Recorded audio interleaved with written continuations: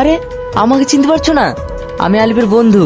ওই যে বিয়ের দিন গিয়েছিলাম, শুনেছি আলিফ নাকি তোমাকে তাড়িয়ে দিয়েছে। তাতে আপনার কি? না, আমার কিছু না। আলিফ তো আর ভালো মানুষ না, তাহলে একটা ভালো মানুষের মর্ম কি করে বুঝবে? আচ্ছা, আপনি কি করে বুঝলেন ও ভালো কি ভালো না? আরে আলিফ তো ওর অফিসে একটা মেয়েকে পছন্দ করে, ওর সাথে পার্কে যায়, রেস্টুরেন্টে যায়, এমনকি হোটেলেও যায়।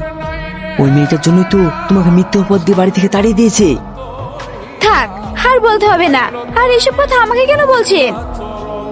বলছি কার সাধে এত সুন্দর বউ রেখে বাইরে প্রেম করে বেড়াচ্ছে, তোমাকে কি নিষ্ঠুরভাবে বাড়ি থেকে তাড়িয়ে দিল।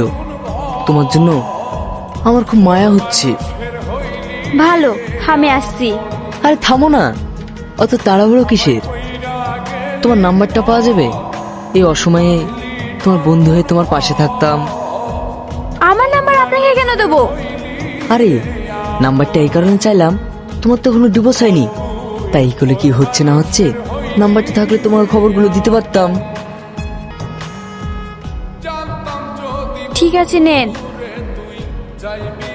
আসছি। ঠিক আছে, এবার তো আমার স্বপ্ন পূরণ হবেই, তোমাকে আমি আমার করে নেবই।